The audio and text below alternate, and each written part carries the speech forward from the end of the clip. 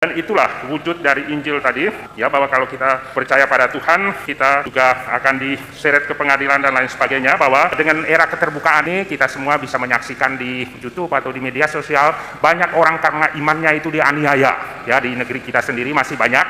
Waktu Natal, menjelang Natal seperti ini, pas Natal seperti ini, banyak polemik, mengucapkan selamat Natal saja banyak yang alergi. Tetapi banyak orang yang baik tetap membela kebenaran, dengan lantang menyerukan bahwa kebaikan, kebenaran, termasuk mengucapkan selamat Natal dan mengunjungi teman-teman yang merayakannya, itu adalah kebaikan, kebenaran, dan diajarkan oleh semua agama. Hanya orang-orang tertentu saja yang memanipulasi agama untuk kepentingan dirinya sendiri. Dan kalau memanipulasi agama untuk kepentingan diri, kelompoknya, politik, dan seterusnya, itu hanya kan demi kekuasaan, demi uang, demi ekonomi, dan seterusnya. Marilah kita belajar pada Stefanus diakon yang menjadi pelindung paroki kita. Berarti kita juga belajar untuk memperdalam iman kita, menguatkan iman kita, untuk membawa damai, cinta kasih Tuhan kepada sesama kita. Dan kita melihat bahwa kerajaan Allah itu hadir dalam diri Yesus yang menghendaki kita melanjutkan menghadirkan kerajaan Allah itu dalam pelayanan kita kepada sesama tanpa memandang suku, agama, atau ras. Yang penting kasih itu tidak beragama, kasih hanya melihat bahwa begitu orang membutuhkan kita, kita siap membantu mereka.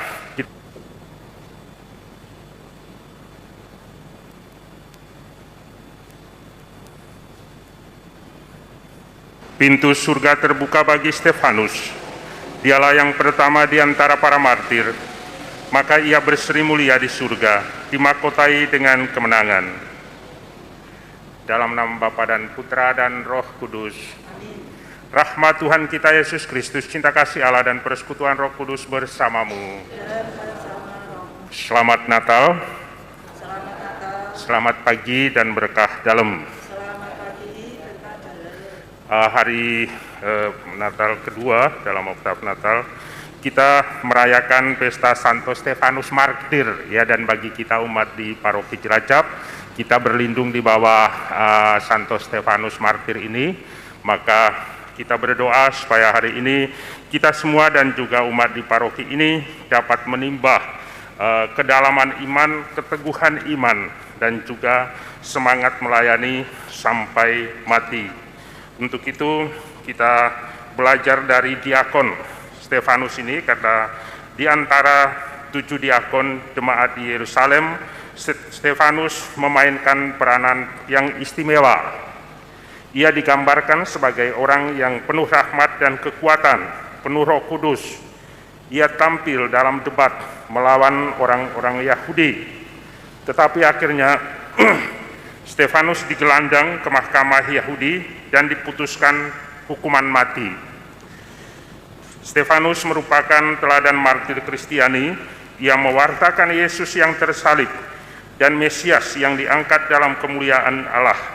Ia melihat putra manusia di sisi kanan Allah, dan kesaksiannya itu diteguhkan dengan kata dan darah serta nyawanya sendiri. Untuk itu marilah kita hening sejenak, kita membuka hati dan budi kita, menyesali segala kekurangan dan dosa-dosa kita, agar layak merayakan peristiwa penyelamatan ini. Kita hening sejenak. Saya mengaku yang Maha Kuasa dan kepada saudara sekalian bahwa saya telah berdosa dengan pikiran dan perkataan, dengan perbuatan dan kelalaian.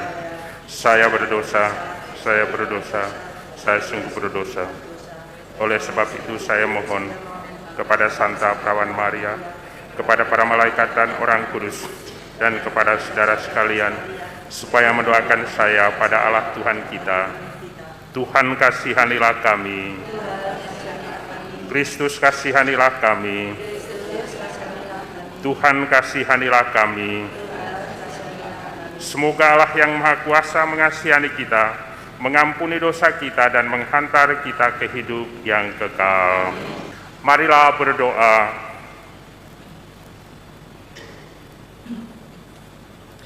Allah Bapa yang Maha Kuasa dan Maha Mulia, hari ini kami rayakan martir pertama gerejamu.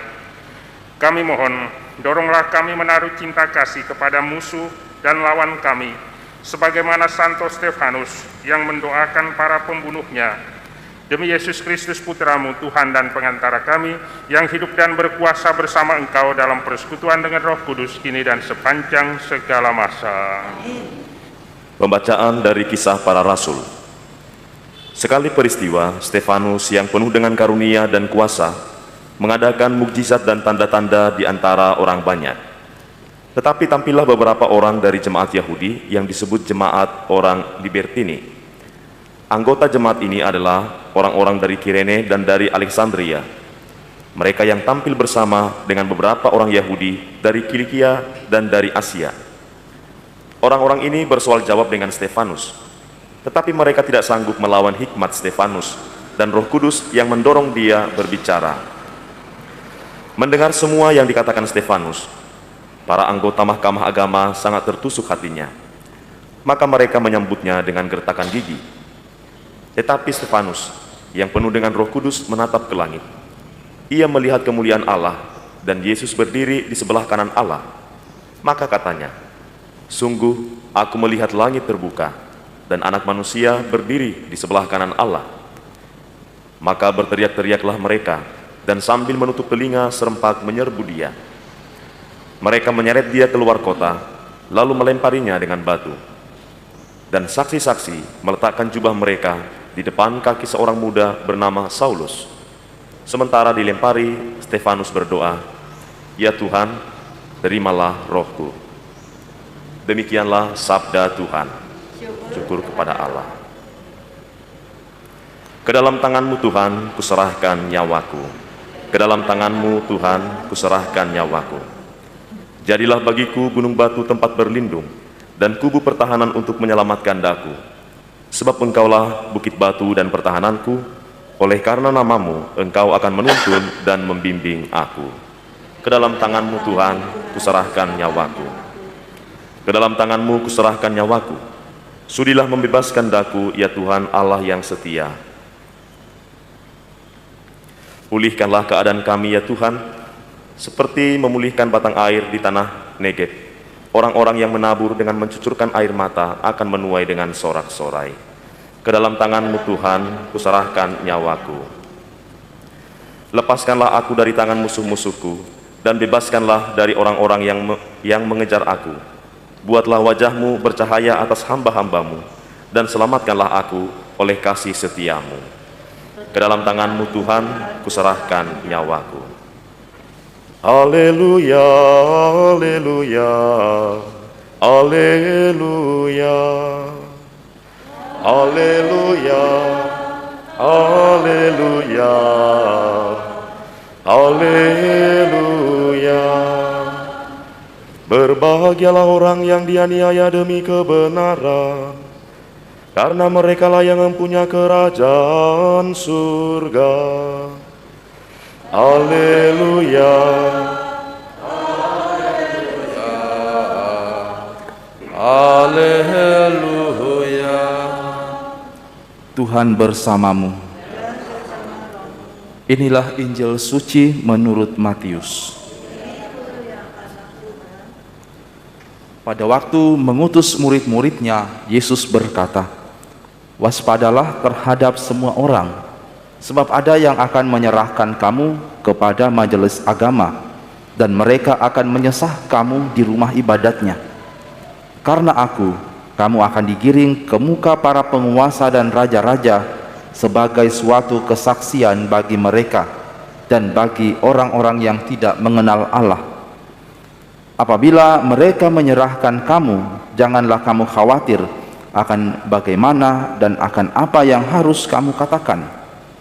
Barang siapa mengasihi bapa atau ibunya lebih daripada mengasihi aku, ia tidak layak bagiku. Dan barang siapa mengasihi putra atau putrinya lebih daripada mengasihi aku, ia tidak layak bagiku. Dan barang siapa tidak memikul salibnya dan mengikuti aku, ia tidak layak bagiku. Barang siapa mempertahankan nyawanya, ia akan kehilangan nyawanya. Dan barang siapa kehilangan nyawanya demi aku, ia akan memperolehnya." Demikianlah sabda Tuhan. Terpujilah Kristus. Bapak, Ibu, saudara-saudari, adik-adik, para saudara yang terkasih dalam Tuhan kita Yesus Kristus. Jadi pesta Santo Stefanus yang menjadi pelindung paroki kita, tapi karena letaknya pada Natal kedua seringkali kita tenggelamkan saja ya, tetapi sebenarnya makna mendalam bagi kita, paroki kita yang berlindung di bawah Santo Stefanus. Dalam bacaan dari Kisah Para Rasul tadi kita mendengar bagaimana kesaksian dari Santo Stefanus ya. Dia merupakan salah satu dari ke-7 diakon pertama yang dipilih untuk melayani umat di Yerusalem oleh para rasul. Dan dia juga paling berani ya, dengan keberaniannya memberikan kesaksian kepada umat Israel tentang Yesus. Dan pada saat di pengadilan dia memberi kesaksian, langit terbuka dan dia memandang anak manusia di surga ya. Dengan makanya ini satu keyakinan yang pasti bagi kita orang Katolik yang percaya pada Yesus, bahwa Yesus memang sabda yang menjadi daging ya dulu bersama Allah dalam bacaan Injil Yohanes yang kita renungkan dalam Natal siang kemarin. Itu kita diingatkan akan pokok ajaran iman itu ya. Yesus itu bersama Allah, dia lahir sebagai manusia dan akhirnya juga menetapkan gereja, bukan menetapkan tapi membangun gereja, mewariskan gereja kepada kita melalui para rasulnya dan juga para murid-muridnya, para penerusnya. Dan salah satu yang memberi kesaksian iman akan kenyataan iman ini adalah Santo Stefanus. Dengan keteguhan imannya, dia di hadapan Mahkamah Agama itu memberi kesaksian itu, bahwa dia melihat langit terbuka dan anak manusia itu berada di sana. Dan dari situlah mengundang kegeraman dari kaum Yahudi, dari kelompok Libertini, sehingga dia dibawa keluar kota untuk dirajam. Dan doanya adalah bahwa sebelum dia meninggal, ya Tuhan, ke dalam tanganmu kuserahkan rohku. Dia mengikuti jejak Tuhan Yesus yang sudah hidup dan di atas salib dia menyerahkan diri kepada Bapa. Ya, Yesus berdoa, ya Bapa, ke dalam tanganmu kuserahkan rohku. Ya, kalau Yesus menyebut Bapa karena Yesus adalah Allah yang turun menjadi manusia dan yang kembali bersatu dengan Allah. Maka dia berdoa, ya Bapa, ke dalam tanganmu kuserahkan rohku, kembalikan kepada Bapa. Sedangkan kalau Stefanus dia berdoa, ya Tuhan, ke dalam tanganmu kuserahkan rohku, nyawaku. Karena memang kita ini adalah pencipta dan kita hanya tergantung, hidup dan mati kita tergantung pada Allah.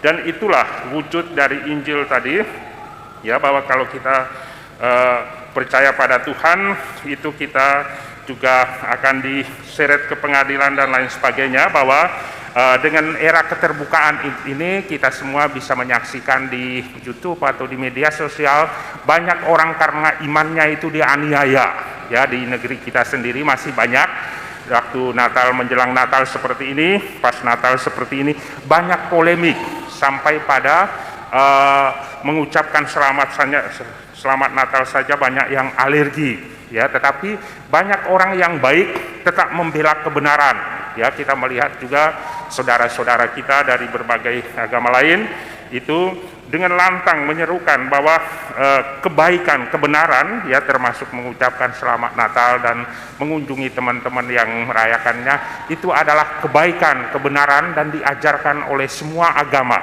Hanya orang-orang tertentu saja yang memanipulasi agama untuk kepentingan dirinya sendiri. Dan kalau memanipulasi agama untuk kepentingan diri, kelompoknya, politik, dan seterusnya, itu hanya kan demi kekuasaan, demi uang, demi ekonomi, dan seterusnya. Marilah kita belajar pada Stefanus diakon yang menjadi pelindung paroki kita. Berarti kita juga belajar untuk memperdalam iman kita, menguatkan iman kita, untuk membawa damai, membawa cinta kasih Tuhan kepada sesama kita ya.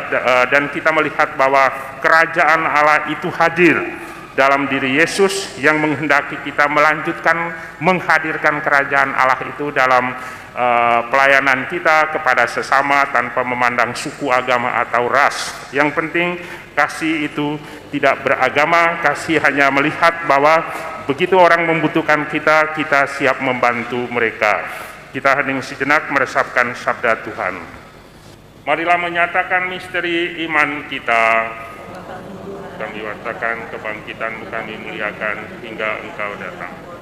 Mereka merajam Stefanus yang berdoa, "Tuhan Yesus, terimalah nyawaku." Marilah berdoa.